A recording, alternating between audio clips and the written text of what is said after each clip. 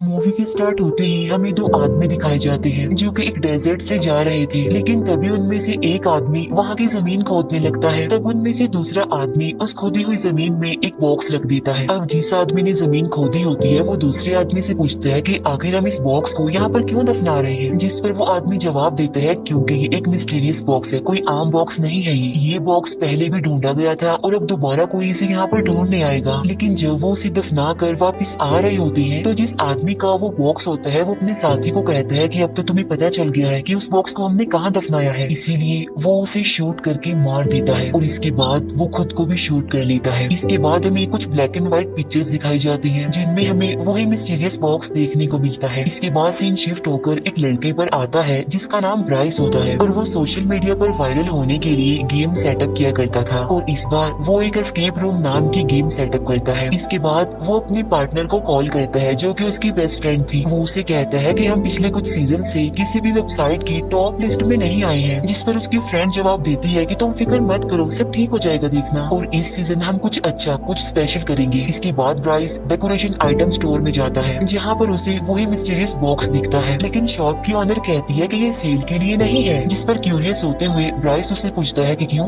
क्या है इसमें ऐसा, जिस पर वो लेडी उसे बताती है क्योंकि इसमें शैतान को कैद किया जाता है। तब ये सुनकर ब्राइस को एक आइडिया आता है कि मैं इस बॉक्स को अपने एस्केप रूम में रखूंगा। इसीलिए जब शॉप की ऑनर किसी काम के लिए जाती है तो पीछे से ब्राइस चुपके से उस बॉक्स को लेकर और कुछ पैसे वहाँ पर छोड़कर वहाँ से चला जाता है। इसके बाद हमें एक कपल दिखाया जाता है जो कि दोनों ब्राइस के फ्रेंड होते हैं और ये दोनों ब्राइस के एस्केप रूम में जाने वाले थे। इसके बाद हमें एक और कपल दिखाया जाता है और ये दोनों भी ब्राइस के फ्रेंड थे और इनमें लड़की का नाम जेस था और तभी उसके पास उसके दूसरे फ्रेंड की कॉल आती है जो उससे पूछता है कि तुम कितनी देर तक निकलोगे, जिस पर वो कहता है कि थोड़ी देर में। इसके बाद वो सारे लोग ब्राइस की लोकेशन पर चले जाते हैं जहाँ पर ब्राइस उन सबको वेलकम कहता है। तभी ब्राइस की फ्रेंड इस गेम के किलर के पास जाती है और उससे कहती है कि सब लोग आ गए हैं तो तुम जल्दी से रूम में जाकर छुप जाओ। इसके बाद ब्राइस सबको गेम के रूल बताता है कि तुम एक रूम में लॉक्ड हो जाओगे और तुम्हें उस रूम में कुछ क्लू ढूंढने हैं जिनकी मदद से तुम दरवाजा खोलोगे और वहाँ से एस्केप करोगे। लेकिन हाँ, एस्केप करने के लिए तुम्हारे पास सिर्फ 55 मिनट होंगे और वो रूम पूरी तरह पजल से क्लू से भरा हुआ है और तुमने उन पजल्स को सॉल्व करना है तभी तुम बाहर आ सकोगे। और चाहे तुम जितना मर्जी चिल्लाओगे उस रूम में लेकिन आवाज बाहर नहीं आएगी। वो ये भी बताता है कि उस रूम में मोबाइल फोन्स नहीं है और वहाँ पर नेटवर्क भी नहीं आती। ब्राइस अब उनके फेस को एक कपड़े से कवर कर देता है और चुपके से वहाँ से चला जाता है। अब वो सारे लोग जैसे ही रूम में एंटर करते हैं तो डोर अपने आप से ही लॉक्ड हो जाता है। दूसरी तरफ ब्राइस कैमरा के जरिए उन सबको देख रहा था और लोगों को उस रूम में एक टेप रिकॉर्डर मिलता है जिसमें एक आदमी बोल रहा होता है। वो कह रहा होता है कि जब तुम मेरी रिकॉर्डिंग सुनोगे तब तक मैं मर चुका हूँगा, लेकिन मैं तुम्हें कुछ इंस्ट्रक्शंस देना चाहता हूँ। और मेरा एक बेटा है जो इंसान नहीं बल्कि शैतान है और उसने अपनी मदर को भी मार दिया और उसके अलावा बहुत सारे लोगों को उसने मार दिया और मैंने उसे इसी रूम में चेन से बांधा हुआ है और ये कमरा उसी का था जहाँ पर वो मर्डर किया करता था। और चाहे जो भी हो जाए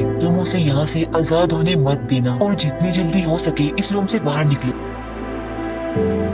अब क्योंकि वो लोग गेम खेल रहे थे इसीलिए उन्हें ये सारी बातें गेम का ही एक हिस्सा लगती है, मजाक समझते हैं वो इसे। अब वो लोग वहाँ पर क्लूज और पजल्स ढूंढने लगते हैं कि तभी उन्हें उस टेप रिकॉर्डर वाले आदमी का बेटा दिखाई देता है जो कि वहीं पर चेन से बंधा हुआ था। तो वो सारे लोग इसे गेम का पार्ट समझकर उस पर हंसने लगते हैं। इसके बाद ब्राइस के एक फ्रेंड को वहाँ पर वही मिस्टीरियस बॉक्स दिखता है और बगैर सोचे समझे वो उस बॉक्स को खोल देता है, लेकिन उस बॉक्स में कुछ नहीं था, यानी वो खाली था। और जब ब्राइस का फ्रेंड वहाँ से चला जाता है तो उसी मिस्टीरियस बॉक्स में से एक ब्लैक कलर का साया निकलता है जो कि उस रिकॉर्डिंग वाले आदमी के बेटे के अंदर चला जाता है, लेकिन किसी का भी ध्यान उस तरफ नहीं जाता। और अब हम उस आदमी के बेटे को बॉक्समैन कहेंगे। लेकिन तभी उन्हें एक कबर्ड दिखाई देता है जिस पर लॉक लगा हुआ था और उस लॉक पर कुछ कोड नंबर थे और वो number red, green and blue colour में थे। तभी ब्राइस की फीमेल फ्रेंड को एक इरेजर मिलती है जिस पर DER लिखा हुआ था। फिर जब वो लड़की आगे बढ़ती है तो उसे वहाँ पर एक रस्सी दिखाई देती है और जब वो उस रस्सी को खींचती है तो तभी अचानक से उस टेप रिकॉर्डर वाले आदमी की डेड बॉडी वहाँ पर लटक जाती है, जिस पर पहले तो वो लोग घबरा जाते हैं लेकिन फिर वो इसे भी सीरियस नहीं लेते, वो इसे भी मजाक ही समझते हैं कि ब्राइस के फ्रेंड को कप के नीचे से 2 कॉइन मिलते हैं जिन्हें वो क्लू समझकर अपने पास रख लेता है। उधर दूसरी तरफ ब्राइस की ऑफिस के सिग्नल्स अचानक से चले जाते हैं जिससे उसे समझ नहीं आती कि आखिर ऐसा क्यों हो गया। बॉक्समैन जो कि चेन से बंधा हुआ था वो अपनी जगह से थोड़ा सा आगे आ गया था जिस पर उन्हें अब थोड़ा थोड़ा शक होने लगा था, जिस पर वो समझते हैं कि शायद बॉक्समैन की चेन 5 मिनट के बाद थोड़ा थोड़ा खुलती रहती है ताकि वो आहिस्ता आहिस्ता करके आगे आ सके। अब ब्राइस के फ्रेंड को बुक शेल्फ में से 5 रेड, 3 ग्रीन और 4 ब्लू कलर की बुक्स दिखती हैं, जिससे वो समझ जाता है कि वो लॉक जो कबर्ड से लगा हुआ है वो इन्हीं 3 कोड्स के कॉम्बिनेशन से खुल जाएगा, यानी 5, 3 एंड 4। और जब वो इसे अप्लाई करते हैं तो होता भी ऐसे ही है। वो नंबर एंटर करने पर कबर्ड का एक दरवाजा खुल जाता है, जिसमें से उन लोगों को एक चाबी मिलती है और वो चाबी वहीं पर रखे हुए एक सूटकेस की थी। और अब वो उस चाबी की मदद से उस सूटकेस को भी खोलने में कामयाब हो जाते हैं, जिसमें से उन्हें एक सीजर मिलती है। और अब उनके पास सिर्फ 37 मिनट्स रह गई थी। फिर ब्राइस का मेल फ्रेंड उस कैंची को लेकर बॉक्समैन के पास जाता है, जहाँ पर उसे एक कार्डबोर्ड बॉक्स मिलता है और तब वो उस कैंची से उस बॉक्स को काट देता है, जिसमें से उसे एक ड्रॉ का हैंडल मिलता है, जिसे वो अपने दूसरे मेल फ्रेंड को दे देता है। लेकिन तभी बॉक्समैन उस कैंची को लेकर ब्राइस के फ्रेंड को मार देता है और बार बार वो उसे उस कैंची से स्टैब करता है, जिसकी वजह से ब्राइस का फ्रेंड वहीं पर मर जाता है। अब ये सब देखकर उसके फ्रेंड्स काफी डर जाते हैं, इसीलिए वो दरवाजे को पीटते हुए चिल्लाने लगते हैं, लेकिन उनकी आवाज कोई नहीं सुन पाता। इसके बाद हमें ब्राइस दिखाया जाता है जो कि टेरेस पर खड़ा हुआ था। तभी उसके पास उसकी पार्टनर आती है जो उससे पूछती है कि तुम यहाँ पर क्यों खड़े हुए हो, जिस पर ब्राइस कहता है कि मैं परेशान हूँ क्योंकि मेरे कैमरे के सिग्नल्स चले गए हैं, जिस पर उसकी पार्टनर उसे कहती है कि तुम्हें गेम को बंद कर देना चाहिए। लेकिन ब्राइस ऐसा करने से इनकार कर देता है, क्योंकि अगर वो ऐसा करेगा तो उनका गेम खराब हो जाएगा, जिसकी वजह से पब्लिक उनके एस्केप रूम को बेकार ही रिव्यूज देगी। उस रूम में ब्राइस के सारे फ्रेंड्स काफी डरे होते हैं, काफी घबराए होते हैं। वो बॉक्समैन पर चीजें उठाकर मारते हैं, लेकिन उसे इसका कोई असर नहीं होता। ब्राइस का फ्रेंड जेस की बैग से मोबाइल निकाल कर पुलिस को कॉल करने की कोशिश करता है। अब जाहिर सी बात है वहाँ पर नेटवर्क नहीं आ रहा था। अब जैसे जैसे टाइम गुजरता जा रहा था, बॉक्समैन अपनी चेन से खुलते खुलते आगे आ रहा था, यानी उन लोगों के करीब आता जा रहा था। ब्राइस का फ्रेंड कहता है कि हमें गेम को कंप्लीट करना होगा वरना ये तो हमें भी मार देगा।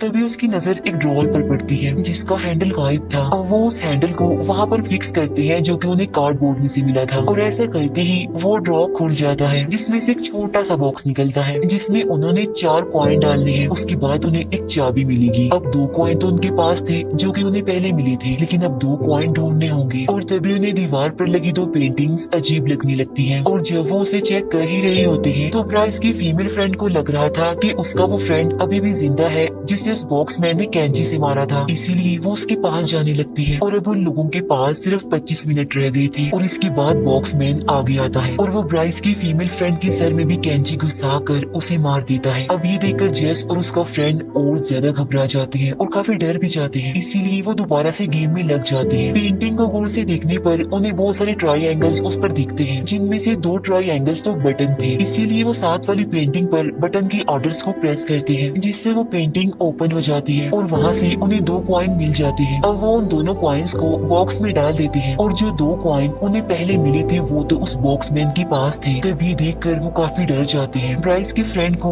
वहाँ पर एक स्मोक अलार्म दिखता है जो कि बिल्कुल बॉक्समैन के ऊपर लगा हुआ था, इसीलिए वो जेस को समझाता है कि मेरे पास एक लाइटर है, मैं बॉक्समैन के पीछे जाऊंगा, उसे डिस्ट्रैक्ट करूंगा, तब तक तुम लाइटर को स्मोक अलार्म के पास ले जाकर जला देना। तब जेस का फ्रेंड ऐसा ही करता है, वो बॉक्समैन के पीछे जाकर उसकी चेन पकड़ लेता है और जेस उस लाइटर को स्मोक अलार्म के पास ले जाकर जलाती है, लेकिन इससे कुछ भी नहीं होता। फिर वो दोनों किसी तरह बचकर बॉक्समैन से दूर आ जाते हैं। टाइम गुजरता जा रहा था, उनके पास सिर्फ 19 मिनट रह गए थे। उधर ब्राइस की पार्टनर उसे समझा रही होती है कि अगर उन लोगों को उस रूम में कुछ हो गया तो हम बहुत बुरा फंसेगी देखना, इसीलिए तुम्हें किसी भी तरह करके इस गेम को खत्म करना होगा। लेकिन ब्राइस अब भी इस बात के लिए एग्री नहीं हो रहा था और अब वो सिग्नल जाने से पहले की वीडियो देखने लगता है कि आखिर सिग्नल जाने की वजह क्या है, जिससे उसे पता चलता है कि सिग्नल्स तब गए थे जब उस मिस्टीरियस बॉक्स को खोला गया था, जिसके बाद उनकी गेम का किलर अजीब तरीके से कैमरा को देख रहा होता है और तो और उसने कैमरा का वायर निकाल दिया और यही वजह बनी कि सिग्नल्स चले गए। अब ये देखकर ब्राइस समझ जाता है कि सब कुछ उस बॉक्स के खुलने के बाद ही हुआ। अब क्योंकि जेस और उसके फ्रेंड के पास बचने का कोई चांस नहीं होता, तो जेस का फ्रेंड उससे कहता है कि मैं जाऊंगा बॉक्समैन के पास उसे वो कॉइन्स लेने, लेकिन जेस उसे ऐसा करने से मना कर देती है, जिस पर उसका फ्रेंड उसे कहता है कि देखना मैं जरूर ले आऊंगा वो कॉइन्स। इसके बाद जेस का फ्रेंड बॉक्समैन के पास जाता है जहाँ पर उसे कांच का टुकड़ा दिखाई देता है और तभी जेस बॉक्समैन की तरफ एक सूटकेस फेंक कर मारती है। तो मौके का फायदा उठाकर जेस का फ्रेंड उस कांच के टुकड़े को बॉक्समैन की आंख में घुसा देता है। अब इतनी खतरनाक हमले के बाद भी बॉक्समैन को कुछ नहीं होता, उल्टा वो उसी कांच के टुकड़े से जेस के फ्रेंड पर अटैक करता है, जिससे जेस का फ्रेंड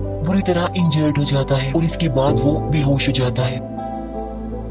अब इसके बाद बॉक्समैन जेस की तरफ बढ़ता है और उसे बगैर कुछ कहे वो दोनों कॉइन्स दे देता है और तब जेस उन दोनों सिक्कों को उसे बॉक्स में डाल देती है, जिसके अंदर से उसे एक चाबी मिलती है और वो उस चाबी से कबर्ड का दूसरा दरवाजा खोलती है, जिसके अंदर से उसे एक हुक मिलता है। वो उस हुक को लेकर वहीं पर पड़े एक बॉक्स में डालकर घुमाती है, जिसमें से एक जोकर बाहर आता है और उसके हाथ में एक नोट था और उस नोट में UN लिखा हुआ था। अब मुसीबत बढ़ती जा रही थी क्योंकि सिर्फ 10 मिनट रह गए थे। फिर ब्राइस एस्केप रूम का दरवाजा खोलकर अंदर चला जाता है, लेकिन बॉक्समैन उसे बाहर की तरफ धक्का देता है और फिर से दरवाजा बंद कर लेता है। तब ब्राइस की चाबियां अंदर ही गिर जाती हैं। ब्राइस जल्दी से अपने पार्टनर को पुलिस को कॉल करने के लिए कहता है। एस्केप रूम में बॉक्समैन ब्राइस की चाबियों को लेकर एक कॉर्नर में फेंक देता है और अब सिर्फ 5 मिनट रह गए थे और दिखते ही देखते बॉक्समैन खुलता जा रहा था और जेस के और करीब आता जा रहा था। अब जेस फिर से उस UN वाले नोट को देखती है और जो इरेजर उसके पास होती है, यानी जिस पर DER लिखा होता है, वो उसकी मदद से UN को इरेज करने की कोशिश करती है, जिसके ऊपर कुछ एरोस बने हुए थे और वो भी बिल्कुल किसी बटन के ऑर्डर्स की तरह ही लग रहे थे। लेकिन यहाँ पर जेस को कुछ भी समझ नहीं आती, इसीलिए वो उस कांच के टुकड़े को उठाकर बॉक्समैन को मारने जाती है, लेकिन तभी मेन डोर पर सेम वैसे ही एरोस दिखाई देते हैं जैसा उस नोट पर लिखा हुआ था UN पर, जिसे देखकर जेस समझ जाती है कि इसी से ही दरवाजा ओपन होगा। और जब जेस वहाँ से जाने लगती है तो बॉक्समैन उसे रोक लेता है और उसे विजन दिखाने लगता है, जिसमें जेस के तीनों फ्रेंड्स उसे हेल्प मांग रहे थे, लेकिन यहाँ पर जेस उसके चाल में नहीं आती और अब सिर्फ 16 सेकंड्स रह गए थे। जेस उस कांच के टुकड़े से बॉक्समैन पर स्टैप करती है और वो मेन डोर पर बने एरोस को